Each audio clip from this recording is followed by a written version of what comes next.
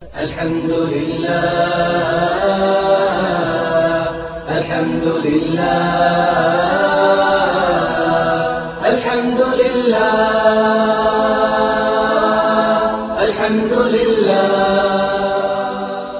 We became very good friends, and I learned a lot about Islam from her. And it was never, I wasn't really like before going to the masjid or the mosque and inquiring for myself.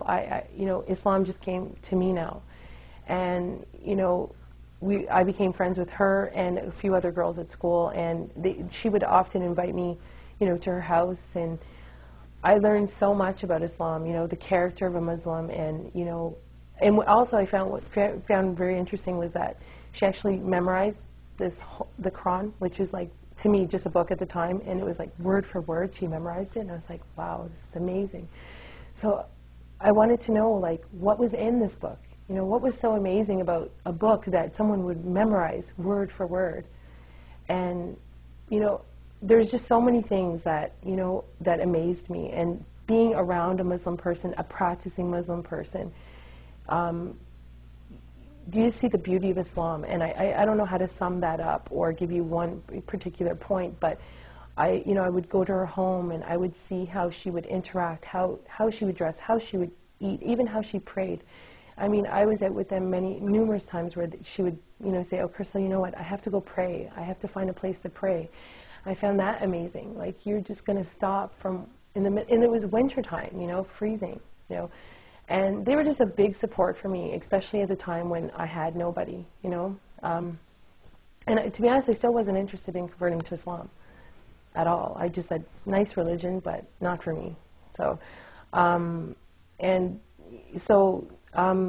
after I had my daughter, I started realizing, like, what am I going to teach my daughter?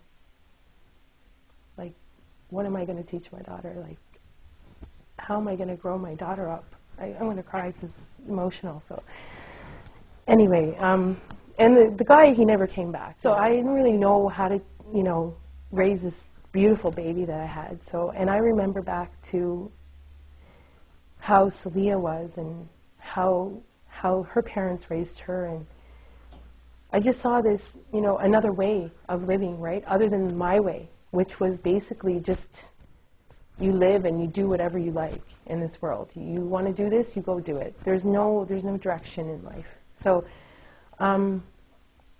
I decided to look more into Islam at that point on my own, So Celia now got pregnant, and she started working at the masjid, just not far from here. And I said, well, Celia, I'm going to pop over, and every day, because I was home with my daughter, and I said, let me just come over and we'll talk about the Quran. I want to know more about it. It was hard. It was hard to find the concept of what is God. And from these experiences that I had at the masjid, I came to realize that there was a God. And one day I decided to go to the mosque. My daughter was 6 months at this point, and I was there and I was in the room, and I was serious. I really wanted to know about this religion before I converted, because I never was baptized before. I never had any conversion to any religion. So I wanted to find out, really, was this for me?